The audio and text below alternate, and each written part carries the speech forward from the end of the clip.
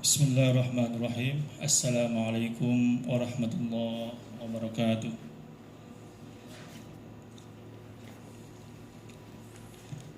Alhamdulillahi rabbil alamin. Wabihi nasta'inu ala umuri dunya waddin. Wassalatu wassalamu ala asrafil anbiya'i wal mursalin wa ala alihi wa ashabihi wa man tabi'ahum bi ihsanin ila yaumiddin, amma ba'du. Jamaah yang dimuliakan Allah Subhanahu wa taala, puji dan syukur kehadirat Allah Subhanahu wa taala yang telah memberikan kesempatan kepada kita untuk kembali bersama-sama mentadaburi kitab Tafsir Ayat Ahkam karangan Profesor Syekh Ali As-Sabuni. Jamaah yang dimuliakan Allah, siang hari ini kita akan memulai tema yang baru.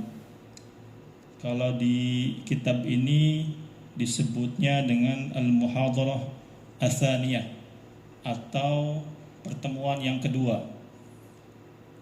Pertemuan yang kedua itu maksudnya tema yang kedua.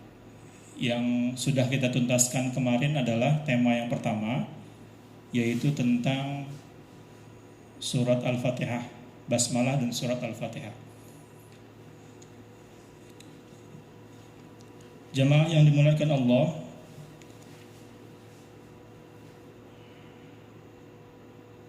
ada sebuah cerita yang melatar belakangi kajian tema kita pada hari ini. Suatu ketika bangsa Yahudi sering bertanya kepada Nabi Muhammad SAW tentang kebenaran kitab Taurat. Maka Rasul SAW menjawab setiap pertanyaan yang diajukan itu.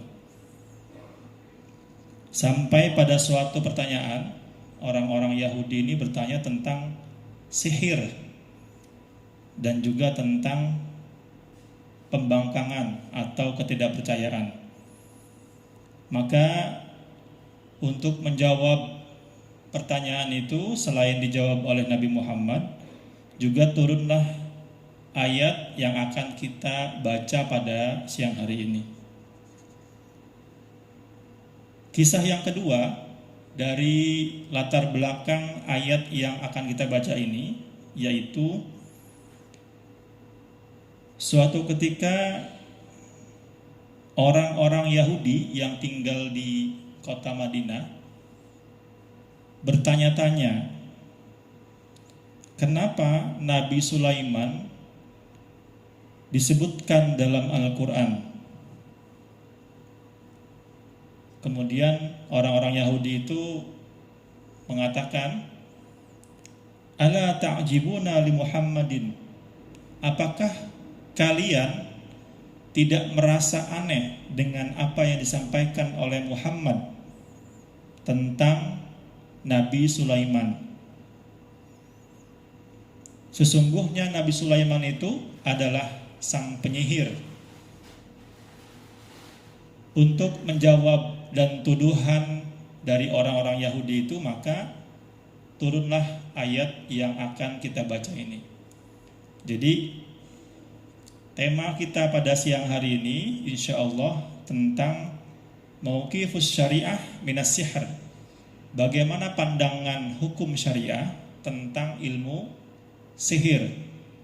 Nah, ini jamaah sholat zuhur di Masjid Mahkamah ini, kalau yang punya ilmu sihir, sesama seperguruan ilmu ya, saling mengganggu. Biasanya kalau orang lagi praktek itu sering bilang begitu ya, sesama seperguruan, seilmu, mohon tidak saling mengganggu katanya. Nah, kalau yang ini, apa sih yang dimaksud dengan sihir dalam kitab tafsir ayat Al-Quran itu? Apakah juga sama dengan makna sihir yang sering kita dengar sehari-hari ya? Di manakah ayat Quran yang menyebutkan tentang adanya pembahasan sihir ada di surat Al-Baqarah ayat 101 sampai 103. A'udzu billahi minasyaitonir rajim. Walamma ja'ahum rasulun min 'indillahi musaddiqul lima ma'ahum nabadha fariqum minal ladzina utul kitaba kitaballahi wara'a dhuhurihim ka'annahum la ya'lamun. Dan ketika Rasulullah Shallallahu Alaihi Wasallam datang kepada kaum Yahudi dengan utusan Allah yang membawa kitab Al-Quran, musaddiqul lima ma'ahum, di mana Al-Quran itu sesungguhnya membenarkan apa yang tertulis dalam kitab-kitab mereka, yaitu kitab Taurat. Wara'a dhuhurihim, mereka itu meremehkan apa yang datang bersama Rasulullah Shallallahu Alaihi Wasallam. Dalam artian mereka mengingkari apa yang dibawa oleh Nabi Muhammad Sallallahu Alaihi Wasallam.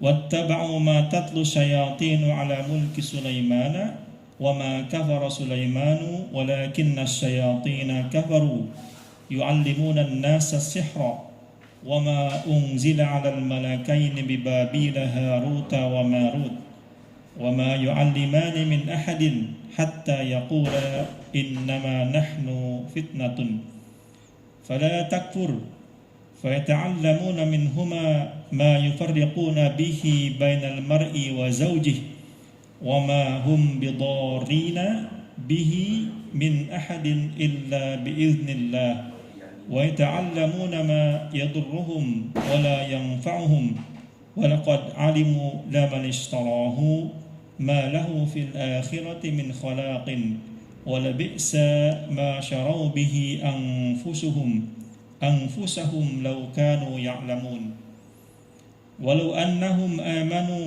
وَاتَّقَوْا لَمَثُوبَةٌ مِّنْ عِندِ اللَّهِ خَيْرٌ لَكُمْ خَيْرٌ لَوْ كَانُوا يَعْلَمُونَ.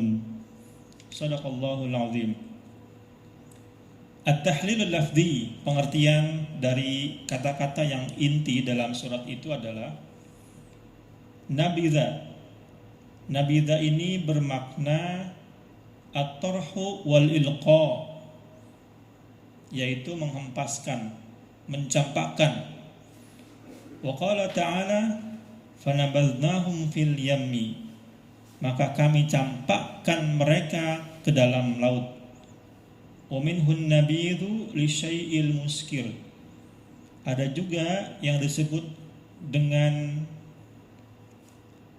mencampakkan atau membiarkan buah-buahan, biasanya buah anggur dan juga buah kurma, itu kalau dibiarkan, dalam bahasa sekarangnya adalah fermentasi, itu nanti akan bisa menjadi minuman yang bisa muskirun, memabukkan.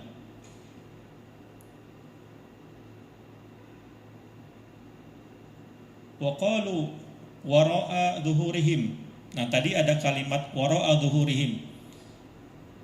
Ketika Rasulullah datang membawa Al-Quran, umat Yahudi itu mencampakkan Rasulullah dan apa yang dibawa oleh Rasulullah. Wara'a dhuhurihim artinya adalah hadza mithlu yadribu liman istakhaffa bisyai'i wa a'rad, memukul, merendahkan sesuatu dan berusaha untuk berpaling dari hal yang benar. Al-Quran itu yang dibawa oleh Rasulullah adalah al-haqqu, kitab yang benar, dan kebenaran itu tidak diakui oleh umat Yahudi, sehingga mereka mencampakkan kitab Allah ini.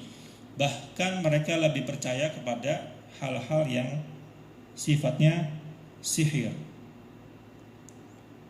Kalau orang Arab mengatakan wara'a zuhurihim, atau di belakang pundak, di belakang punggung, itu artinya orang Arab meremehkan. Misalnya, ini pun sering terjadi pada bahasa dialek bahasa Indonesia. Misalnya, kalau kita sedang berbicara, lawan bicara kita memalingkan muka, lalu pergi dari kita. Wara'a dhuhrihim, kita atau dia menganggap permasalahan ini hanya ada di belakang pundak kita. Wara'a dhuhrihim, di belakang pundak itu berarti sesuatu yang remeh, sesuatu yang tidak diperlukan. Begitulah sikap bangsa Yahudi ketika itu. Taqulul Arabu, orang Arab biasanya mengatakan, ja'ala hadzal amra wara'a dhuhrihi wa dabbara udunahu wa qala ta'ala wattakhadtumuhu wara'akum dhihriyan. Tadi disampaikan bahwa orang Arab itu kalau meremehkan sesuatu itu akan bilang wara'a dhuhrihi, itu adalah sesuatu yang di belakang pundak kami, bisa melalui sikap dia dengan berpaling dari pembicaraan, atau dia akan bilang itu hal-hal yang tidak kami pentingkan. Wal makna nabadhu kitaballahi wa taraku al-amalu bihi. Adapun makna dari an-nabadh dalam ayat Al-Quran yang tadi kita sebutkan itu adalah mencampakkan kitab Allah, yaitu Al-Quran, wa taraku al-amala bihi. Selain mencampakkan, dia juga meninggalkan amalan yang seharusnya dilakukan. Ala sabilil inadi wal kabarah wal mukabarah. Tidak hanya sekedar mencampakkan dan tidak sekedar tidak melakukan kewajiban, tapi mereka juga sabilul inadi wal mukabarah, dilakukan dengan kesombongan dan juga dengan pertentangan. Jadi selain mereka tidak mau beramal dengan Al-Quran, mereka juga sombong dan menentang Al-Quran. Ka'annahum la ya'lamuna annahu kitaballahil munazzil ala rasulillahil karim. Seolah-olah mereka itu tidak tahu bahwa kitab Allah, Al-Quran itu yang diturunkan kepada Rasulullah SAW itu adalah kitab suci. Jadi mereka tidak mempercayai itu. Wattaba'u, kalimat ittaba'u dalam Al-Quran yang tadi kita bacakan itu artinya adalah orang-orang Yahudi justru mengikuti syahwat mereka. Syahwat itu dalam artian adalah nafsu mereka untuk belajar ilmu sihir. Wa qala Az-Zamakhsyari ay nabadhu kitaballahi wattaba'u ma tatlu syaitan.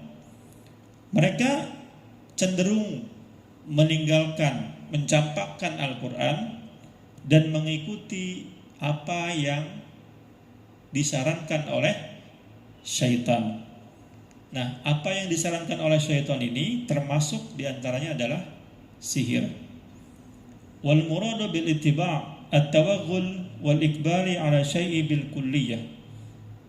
Dan ittiba' itu bisa juga diartikan dengan menerima secara keseluruhan.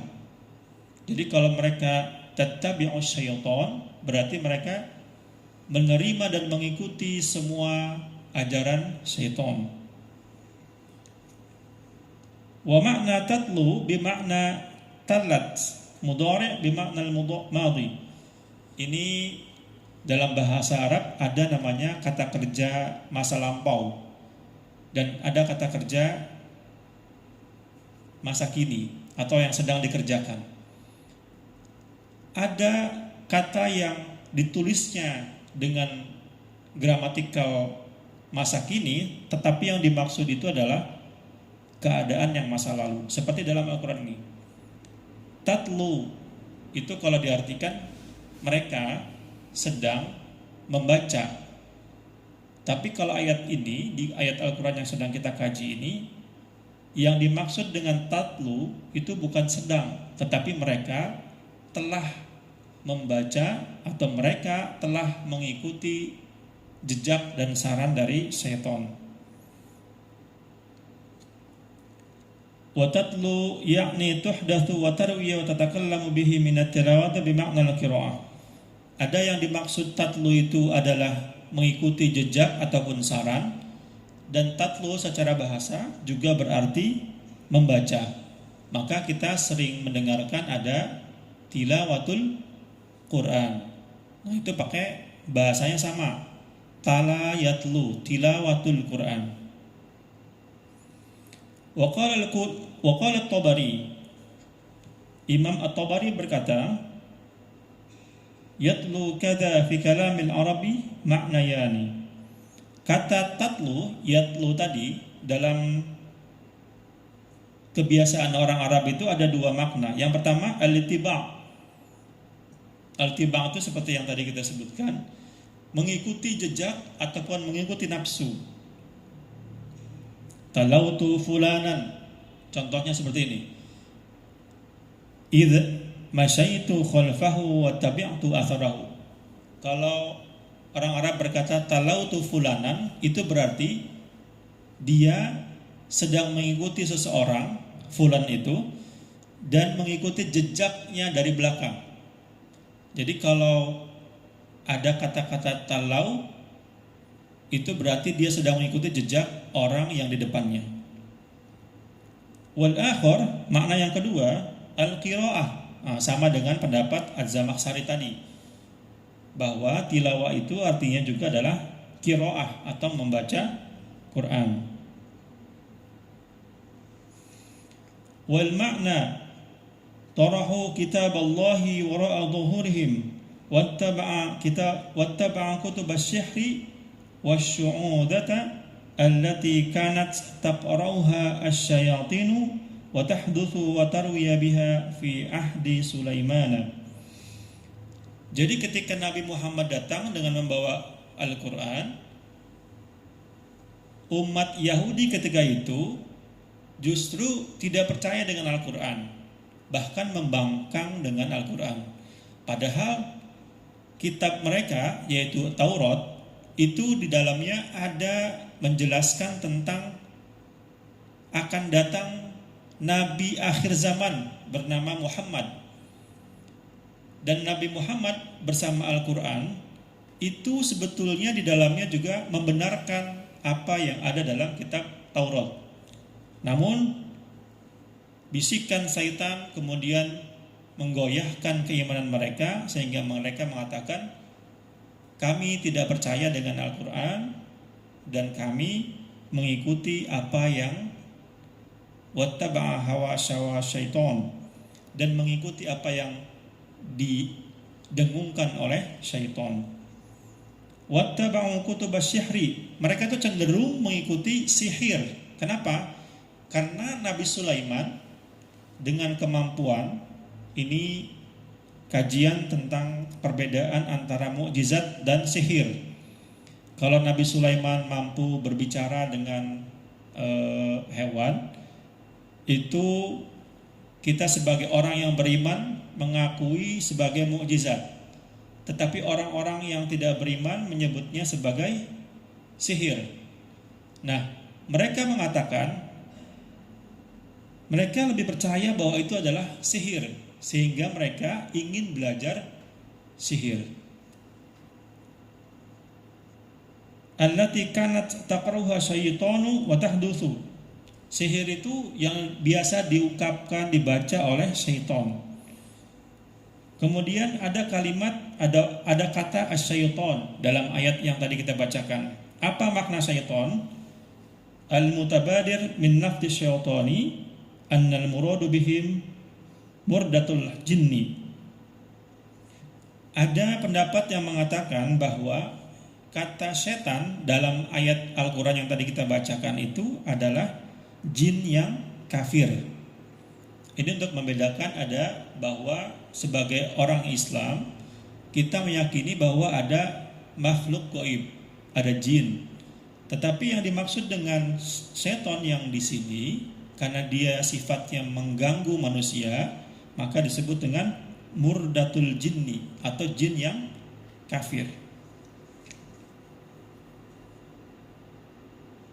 Wabihi qala ba'dul mufassirin, itu menurut sebagian para ahli tafsir.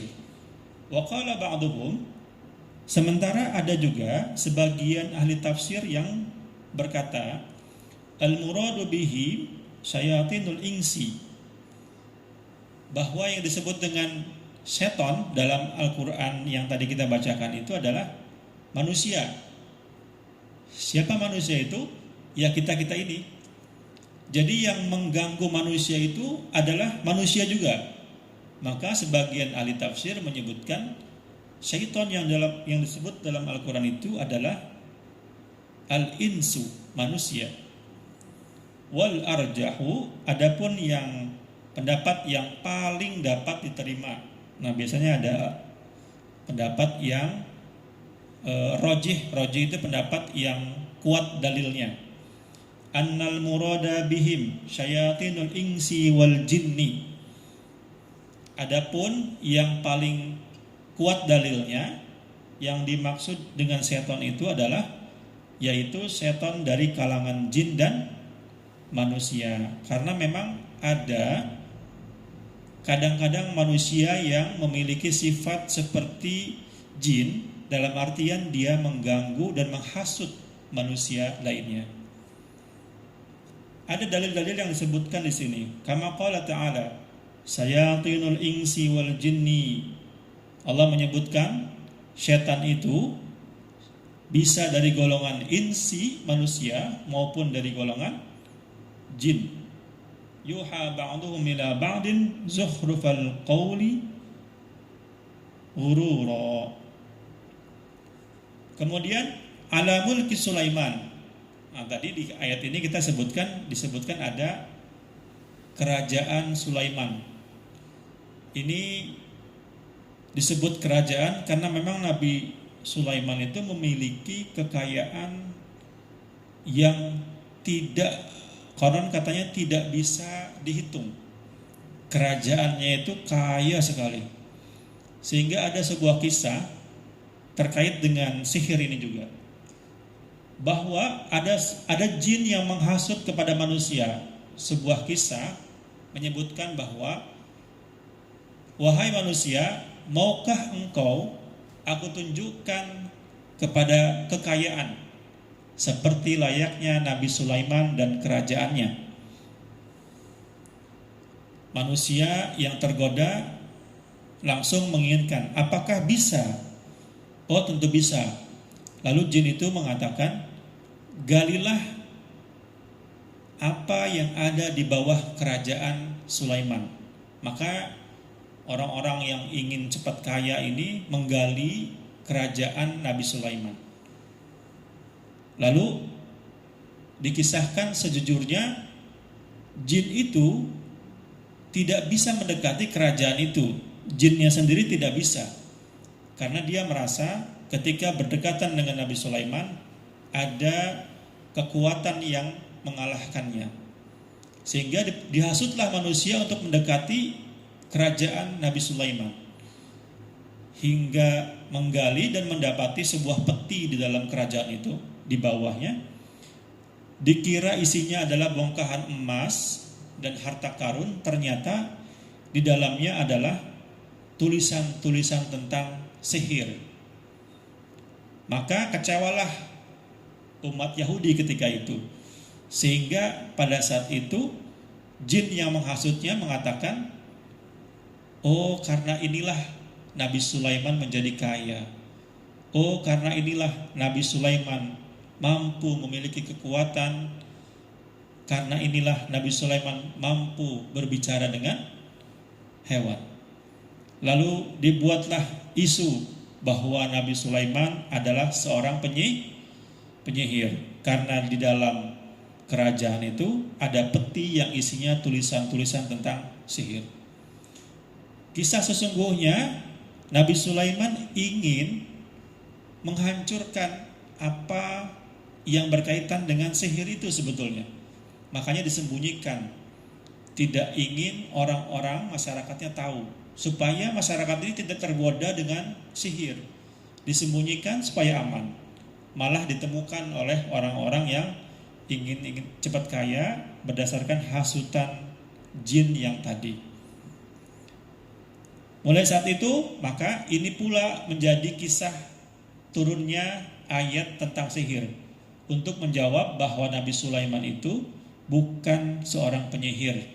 Nabi Sulaiman adalah Nabiullah yang datang dengan kitab yang diturunkan oleh Allah Subhanahu wa taala. Dan itu untuk menegaskan kembali, Nabi Muhammad juga turun dengan Al-Quran untuk menegaskan bahwa Nabi Sulaiman dan kitab Tauratnya itu adalah hak kebenaran. Kemudian ada beberapa pendapat para ulama juga tentang makna ayat di atas. As-sihru fil asli masdaru sahara yashiru bi fathil aini fihi ma idza abadiyun ma yadikku wa yakhfa. Berkata Al-Alusi tentang sihir, bahwa kata Alusi, sihir itu sesuatu yang tidak kasat mata. Nah, ini betul ya, bahwa sihir itu tidak bisa ditampakkan dengan atau tidak bisa dilihat oleh kasat mata dengan mata telanjang kita. Oleh karena itu, ini sangat berbahaya ketika dimiliki oleh orang yang tidak beriman. Maka dalam ayat tadi ditutup oleh Allah Subhanahu wa taala, walau annahum amanu wattaqau, kalau saja orang-orang tadi beriman kepada Allah, wattaqau, dan bertakwa kepada Allah. Sebagian mufassir, ahli tafsir mengartikan wattaqau ini dan takut kepada Allah. Jadi beriman dan takut kepada Allah.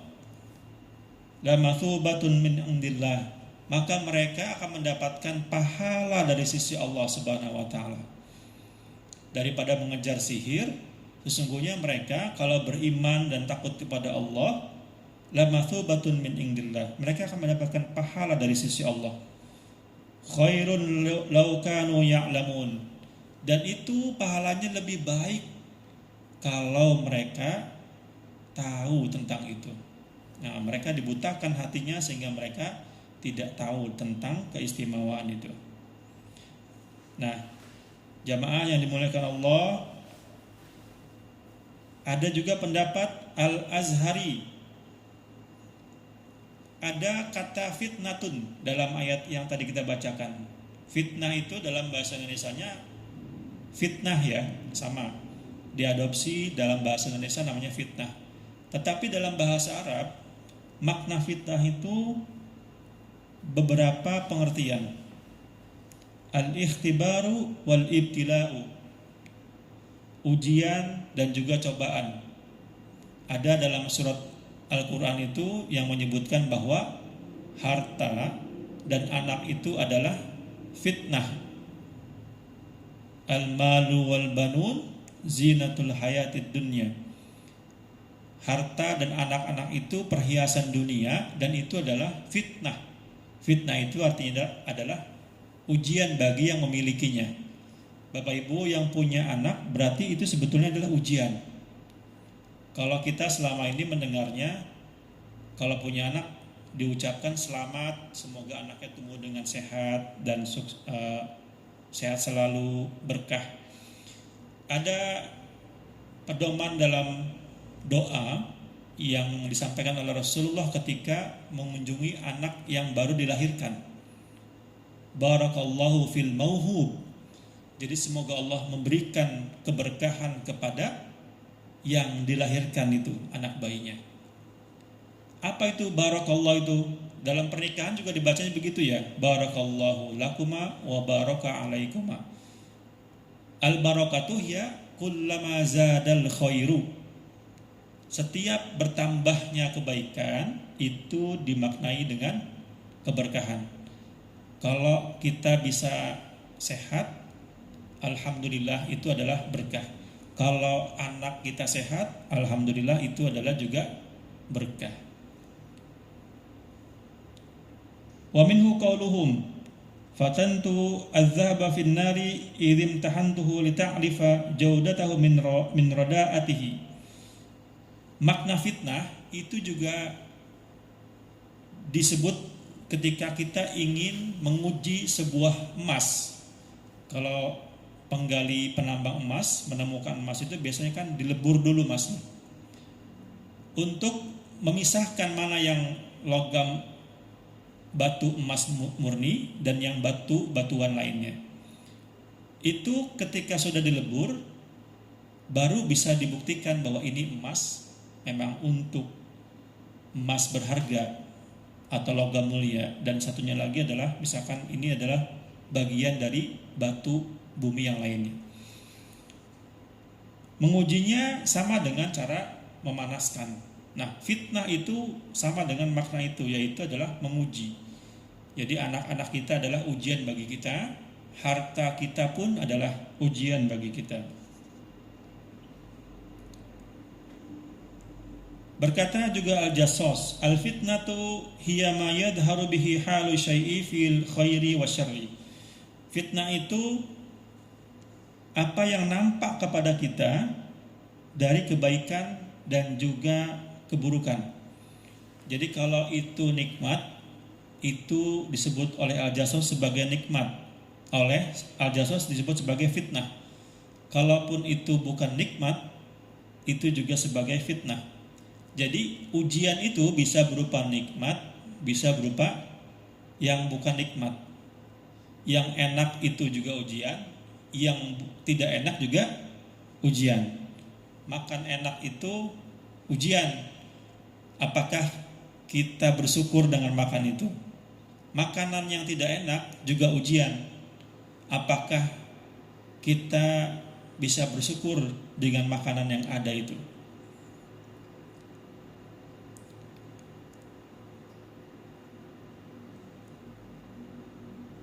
Wa qala Zabakhsyari fala takfur. Ada kalimat fala takfur. Fala tata'allamu sihra mu'taqidan annahu haqqun fatukfar. Jadi boleh enggak sih kita belajar ilmu sihir? Ini pertanyaan yang penting nih. Jawabannya nanti ada di pembahasan setelahnya ya. Tapi secara global Imam Zabakhsyari mengatakan fala takfur dalam Al-Quran ini, jangan belajar ilmu sihir yang kemudian kita nanti meyakini ilmu sihir itu justru akan membuat kita kafir. Dekat ya. Jadi kalau kita punya ilmu sihir misalnya, kita sudah punya ilmu sihir, kita menganggap diri kita misalkan kebal terhadap sesuatu, lalu kita menganggap diri kita kuat, sehingga pada saat yang sama kekuatan Allahnya ditiadakan. Oleh saat itu, pada saat itu menurut Imam Zabakhsyari kita sudah menjadi kafir. Fala tata'allamu sihra mu'taqidan annahu haqqun fatukfar. Jangan belajar ilmu sihir yang kalau kita meyakininya bahwa sihir itu adalah benar, dan bahkan kita bisa menegasikan atau menghilangkan kebenaran Allah, pada saat itu kita menjadi kafir. Kemudian ada kata-kata yang terakhir, ini kita coba disatukan ya, bahwa al-ma'nal ijmal, pengertian yang global dari ayat yang tadi kita bacakan adalah yukhbirul maula jalla wa sana'uhu anna akhbarul yahudi wa ulama'uhum nabadu kitabahu alladhi anzalahu ala abdihi wa rasulihi Muhammad. Jadi ayat ini kembali lagi menegaskan ada sebagian ulama Yahudi, kalau sekarang disebutnya dengan rahib ya, dulu juga disebutnya dengan ahbarun. Rahib itu ulamanya Yahudi. Mereka itu mengingkari dengan adanya kedatangan Nabi Muhammad sallallahu alaihi wasallam bersama kitabnya Al-Qur'an. Kama nabada ba'duhum al-kitab alladhi anzalahu ala Nabi Muhammad sallallahu alaihi wasallam.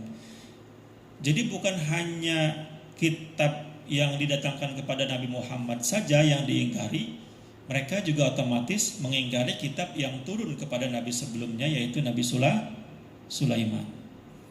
Nah, rupanya keangkuhan ini, pengingkaran ini turun-temurun dari nenek moyangnya dulu, turun kemudian kepada cucu-cucunya, sehingga mereka mengingkari kitab-kitab Allah Subhanahu wa taala. Wal-a'yadu billah. Semoga kita terhindar dari sikap mengingkari kebenaran Al-Qur'an, dan semoga kita senantiasa mampu menjadi hamba Allah yang terus beriman dan bertakwa kepada Allah. Bertakwa tadi artinya juga adalah takut kepada Allah Subhanahu wa taala. Barangkali untuk kesempatan siang hari ini kita cukupkan. Nanti kita akan membahas kembali tentang ada hukum-hukum sihir. Artinya pertanyaan-pertanyaan yang tadi saya sampaikan, apakah boleh mempelajari sihir? Lalu apakah sihir itu memang ada atau tidak, ya, berdasarkan kitab tafsir Ali As-Sabuni. Hadanallahu wa iyyakum. Mari kita tutup dengan membaca hamdalah, alhamdulillahirabbil alamin.